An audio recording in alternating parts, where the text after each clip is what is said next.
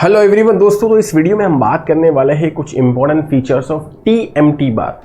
TMT, हालांकि इसको पूरा कैपिटल लिखना चाहिए लेकिन कोई बात नहीं, मैं आपको बता देता हूँ फीचर्स ऑफ टीएमटी बार्स।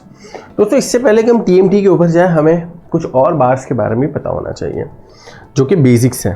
ठीक है, तो एक तो होता है दोस्तों डक्टाइल, है ना। ऑब्वियस बात है कि डक्टिलिटी यानी खींचा चला जाना। मैं बहुत आसान भाषा में बता रहा हूँ। डक्टिलिटी इंग्लिश वर्ड है, उसका मतलब क्या होता है? खींचा चला जाना। तो जैसा कि मैंने प्रीवियस लेक्चर में बताया था कि ductility is the essential property of the reinforcement. Ductility is the essential property of the reinforcement, खींचा चला जाना।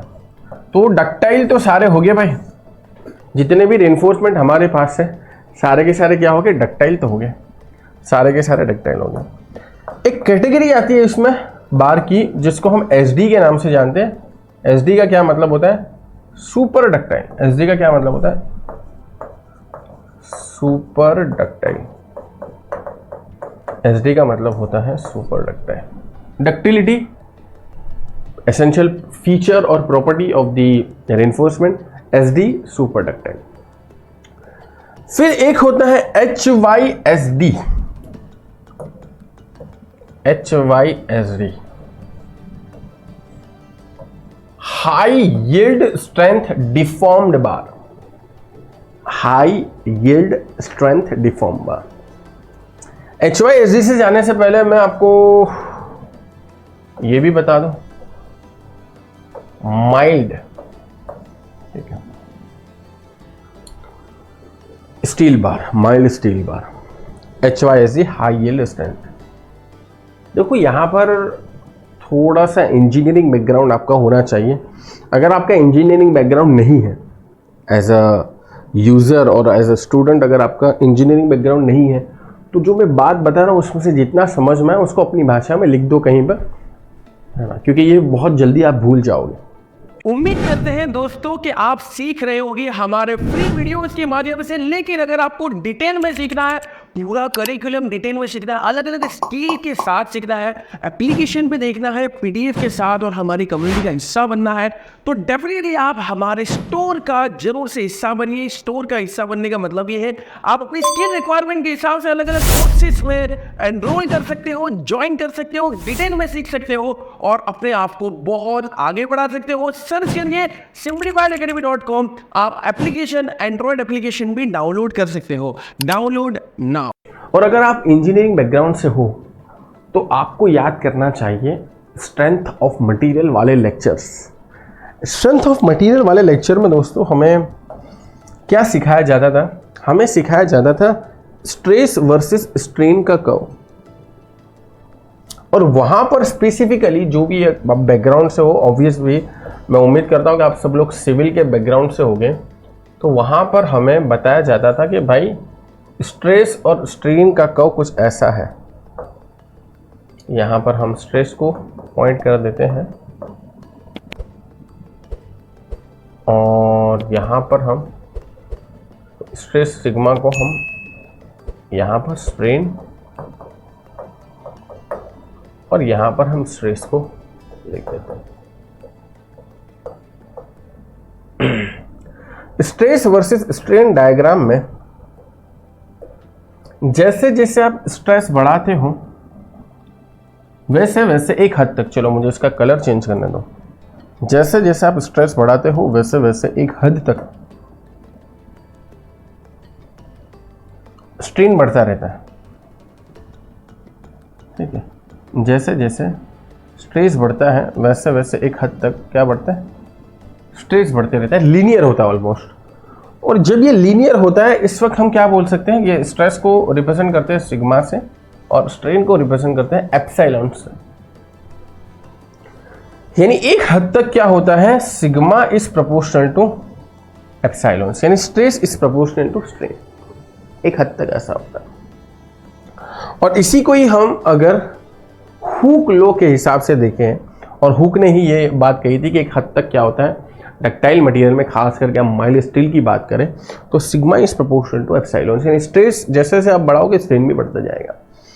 तो यही हुक लॉ को अगर हमें इक्वेशन में लिखना हो तो हम यहाँ पर एक स्लोप जो इसका बनेगा वो होगा मॉड्यूलस ऑफ इलास्टिसिटी E। इसको इंट्रोड्यूस करते हैं तो sigma is equal to capital E multiply by epsilons. Stress sigma E modulus of elasticity and epsilons यहां पर जो है स्ट्रेन को रिप्रेजेंट करता है। उसके बाद दोस्तों आगे जैसे बढ़ता जाता है एक ऐसा आपको देखने को मिलता है कि बहुत ज़्यादा स्ट्रेन बना दिया तो भी स्ट्रेस बढ़ा दिया तो भी यहीं पर है। उसके बाद फिर यहाँ से अलग अलग पोर्शन इलास्टिसिटी डक्टाइल जो भी है और एक हद पर वो क्या हो जाएगा, फेल हो जाएगा, है ना। फेलियर पॉइंट, फ्रैक्चर पॉइंट भी आप बोल सकते हो, एक हद तक फेल। ये कुछ माइल्ड स्टील का कुछ इस तरीके से ग्राफ है, यानी इसमें एक सफिशिएंट लेवल ऑफ डक्टिलिटी है।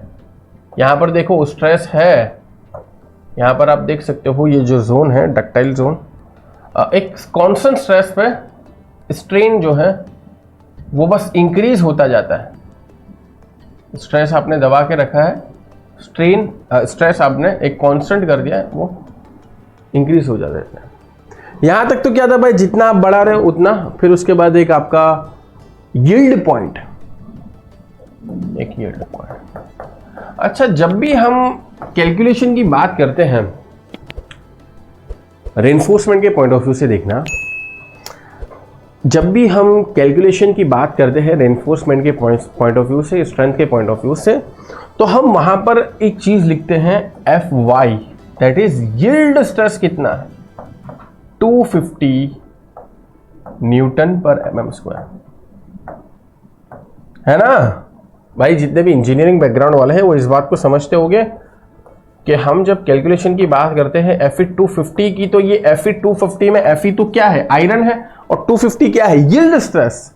हमें लास्ट तक नहीं लेना भाई, हमें लास्ट तक नहीं लेना, हमें यील्ड पॉइंट तक उसका स्ट्रेस क्या है, उसके बाद का हमारे लिए कोई काम का नहीं है, वो सब अखतरा है, एक तरीके से रिस्क है।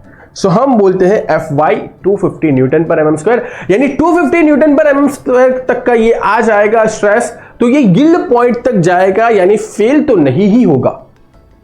ये जो भी डक्टाइल ऑब्जेक्ट है, खास करके हमारे केस में रेनफोर्समेंट की बात करें तो ये बहुत इंपॉर्टेंट चीज मैंने आपको बता दी।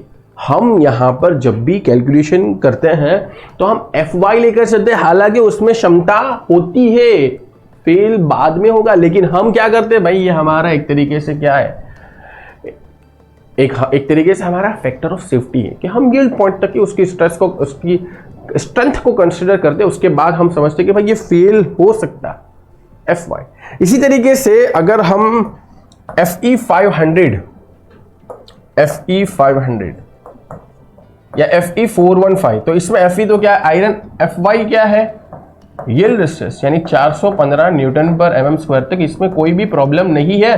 तो जब भी कैलकुलेट करो इसकी स्ट्रेंथ के बारे में रेनफोर्समेंट की, तो हम Fy लेंगे 415 न्यूटन पर, यानी 415 न्यूटन पर mm² जितना अगर इसके पास टेंसाइल स्ट्रेस आ जाता है तो कोई प्रॉब्लम की बात नहीं है। जैसा कि कंक्रीट में क्या था M20, उसमें कंप्रेसिव स्ट्रेंथ के पॉइंट ऑफ व्यू से बात की गई। अब दोस्तों सिमिलरली अगर हम, तो यहां पर ये सारी चीजें क्यों इंट्रोड्यूस हुई, क्योंकि हम यहां पर दोस्तों बात कर रहे हैं इसकी अलग अलग बार्स की बात कर रहे हैं, उसमें हमें TMT तक तो अभी पहुंचे नहीं है।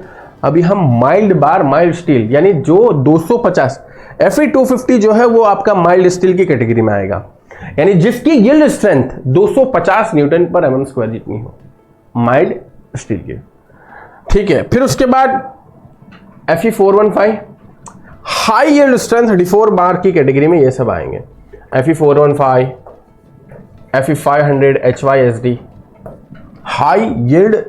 हाई यील्ड मतलब इसका यील्ड ज्यादा है, यील्ड स्ट्रेस देखो ना, 415 यील्ड स्ट्रेस है, 500 यील्ड स्ट्रेस होता है, तो वो क्या है, हाई यील्ड। अब समझे वो यील्ड का मतलब, हाई यील्ड, क्योंकि उसका यील्ड पॉइंट जो है, यील्डिंग पॉइंट जो है वो high yield strength deform bar, HYSD, ये सारी कैटेगरी में आते हैं। माइल्ड बार Fe250। फिर है सुपर डक्टाइल, इसमें भी अगर कहीं पर आपको बार में देखने को मिलता है, और जो कि आप देखोगे Fe550D, ये आपको दिखेगा। तो इसमें ये क्या है भाई, एक्स्ट्रा डक्टिलिटी है। डी क्या रिप्रेजेंट करता है कि इसकी अपनी डक्टिलिटी तो है, ये डक्टिलिटी का मतलब क्या होता है, खींचा चला जाए, लेकिन ये क्या है, एक्स्ट्रा डक्टाइल। ये कैटेगरी होगी, बार की कैटेगरी को हम समझ रहे हैं। तो उम्मीद करता हूँ कि अभी तक जितने भी लिखे गए सुपर डक्टाइल डक्टिलिटी को समझ लिया, mild steel Fe250, high strength जिसका यील्ड स्ट्रेंथ ज़्यादा हो, ये सारे चीज समझ गए। फिर एक कैटेगरी इंट्रोड्यूस हुई TMT, thermo mechanically treated bar. क्या है भाई इसका, TMT का क्या फुल फॉर्म है, थर्मो मैकेनिकली ट्रीटेड। फिर एक आई TMX, थर्मेक्स पावर्ड बार। ये आपको अब एडवांस और अच्छे कंस्ट्रक्शन जहां पर है वहां पर आपको ये दिखने को मिलेगी, TMT, TMX। TMT का क्या मतलब हुआ, थर्मो मैकेनिकली ट्रीटेड। TMX क्या हुआ, थर्मेक्स पावर्ड। इसका क्या फायदा है ये आगे जानेंगे, TMT का तो इसी वीडियो में जान लेंगे, ठीक है। तो ये आपके सुपर स्पेशल, और क्योंकि कॉस्टली भी ज़्यादा होगी ऑब्वियस बात है, यानी अब हम एक तरीके से क्या कर रहे हैं, रेनफोर्समेंट तो हमारे डक्टाइल थे ही, लेकिन अब उसमें अलग अलग प्रोसेस करके, अलग अलग प्रोसीजर करके उसकी एफिशिएंसी को और बढ़ा रहे हैं, जैसा कि TMT, जैसा कि दोस्तों TMT, थर्मो मैकेनिकल ट्रीटेड बार। हाँ ये रहा, मैं यही सोचूं कि M कहाँ चला, TMT, थर्मो मैकेनिकली ट्रीटेड बार। तो अब समझ में आया कि मैं आपको अभी तो टाइटल तक ले गया हूँ, TMT तक, और टाइटल तक ले जाने के लिए मुझे आपको ये सारी चीज़ें समझानी थी। जो इंजीनियरिंग वाले होंगे उनको मज़ा ही आ गया होगा। तो चलो अब टाइटल की तरफ लौटते हैं। तो TMT क्या है भाई, एक तरीके से बार का ही प्रकार है, और उससे पहले HY, SD, SD सारी चीज़ें आपको समझना जरूरी है। अब ये TMT के बार क्या है, तो बार समझ गए, इसके ऊपर थर्मो मैकेनिकली प्रोसीजर हुई है, थर्मो मैकेनिकल, और उसके फीचर्स क्या है उसको भी, उसके बारे में हम चर्चा करेंगे। TMT बार्स और क्या लिखा है देखो, सो नोट डाउन करो, अगर कहीं बार आपका इंटरव्यू बाकी है तो भाई पूछ ही लेगा वो TMT का मतलब क्या होता है। Thermo mechanical treated bars are high strength reinforcement bar having a tough outer core and a soft inner core. ये कैसे बनाया, देखो इसको समझो, टफ आउटर और सॉफ्ट इनर। टफ आउटर एक सफिशिएंट स्ट्रेंथ देगा, सॉफ्ट इनर उसकी डक्टिलिटी को ज्यादा बढ़ाएगा, वो ज्यादा खींचा चला जाएगा, यानी ज्यादा आपके पास समय होगा उस स्ट्रक्चर के कंप्लीट फेलियर से पहले उसको रिपेयर करना, उस स्ट्रक्चर के कंप्लीट फेलियर से पहले उसको रिपेयर करना है। Soft inner and hard outer, इस बात को समझना, soft inner and hard outer. The very first step of the manufacturing process, जैसा कि मैंने बोला यार इस पे प्रोसेस की गई है, दो प्रोसेस है इंपॉर्टेंटली, थर्मो और mechanically. Thermal process and mechanical process यहां पर इन्वॉल्व है। Passing the steel wires through a rolling mill stand. अभी ऑब्वियस बात है कि हम इसका मैन्युफैक्चरिंग तो नहीं करने वाले, लेकिन हमारे पास इतना ज्ञान होना चाहिए क्या क्या इसमें प्रोसेस की गई है। Thereafter these rolled steel wires are again passed through the Tempcore water cooling system. यहां पर थर्मल जो सिस्टम है ना, thermo mechanical thermal system. This design is unique to the TMT bars and gives superior ductility. अंदर से soft, बाहर से क्या है, तो यहां पर आप देख सकते हो, यहां पर थर्मल प्रोसीजर हुई है और यहां पर मैकेनिकल प्रोसीजर हुई, इसीलिए इसका नाम है थर्मो मैकेनिकली ट्रीटेड। बहुत सिंपल है, जो वर्ड को आप समझ लोगे तो आपको समझ में आ जाए। अब इसके ऑब्वियस बात है कि हम बहुत ज़्यादा डिटेल में नहीं जा रहे, इसका मैन्युफैक्चर हमको नहीं करना। जिसको मैन्युफैक्चरिंग करना हो तो उसको फिर और प्रॉपर तरीके से सारी चीज़ें देखनी पड़ेगी, लेकिन हम यहाँ BBS समझने आए, लेकिन BBS में TMT का इंपॉर्टेंस है, इसलिए हमने सोचा कि इस लेक्चर को, इस इंपॉर्टेंट गाइडेंस को इंक्लूड किया जाए। तो TMT बहुत अच्छे से आपको क्लियर किया गया। अब इसके फीचर्स क्या है भाई, features of TMT, higher strength with better elongation, जैसा कि मैंने पहले ही बताया था, excellent weld ability, resistance to fire, higher, और ये सब फायदे हैं यार, ये सब फायदे हैं, ये फायदे हो गए, इसीलिए हमने इसको TMT के लिए 2 प्रोसीजर एक्स्ट्रा की है, थर्मल प्रोसीजर भी की है, मैकेनिकल प्रोसीजर भी की है। तो उम्मीद करता हूं ये फीचर्स तो ऑब्वियस बात है कि आप देख ही लोगे, फायदे बहुत है, बहुत अच्छे फायदे, हाई स्ट्रेंथ है वगैरह सारी चीज़ें। ये जो है ना, इसको देखना, रेजिस्टेंस टू फायर हैजार्ड, ये एक बहुत इंपॉर्टेंट है। देखो ऑब्वियस बात है कि मैंने आपको ये तो समझा दिया कि हर रेनफोर्समेंट डक्टाइल तो होता ही है, हर रेनफोर्समेंट डक्टाइल होता है, लेकिन यहाँ पर जो है ना वो एक्सेलेंट डक्टिलिटी, बहुत अच्छी डक्टिलिटी, और क्योंकि बाहर से बहुत ज़्यादा टफ है, ड्यूरेबल है, तो फायर रेजिस्टेंस भी इसके अंदर काफ़ी अच्छा आपको देखने को मिलता है। बाकी तो कॉमन है, higher fatigue strength, easy workability at side, better bonding strength, better corrosion resistance, achieves a better result than BIS standard. BIS standard की जो मिनिमम रिक्वायरमेंट है तो उससे भी अच्छे रिजल्ट आपको देखने को मिलेंगे। अगर ऑब्वियस बात है कि कॉस्ट आपको देखनी पड़ेगी, और इससे बेटर तो फिर TMX भी अब हो चुके हैं, थर्मेक्स पावर्ड बाय, उसमें भी एक्सटर्नल प्रोसेस की जाती है और रेनफोर्समेंट की एफिशिएंसी को और बढ़ाया जाता है, स्ट्रेंथ को और बढ़ाया जाता है।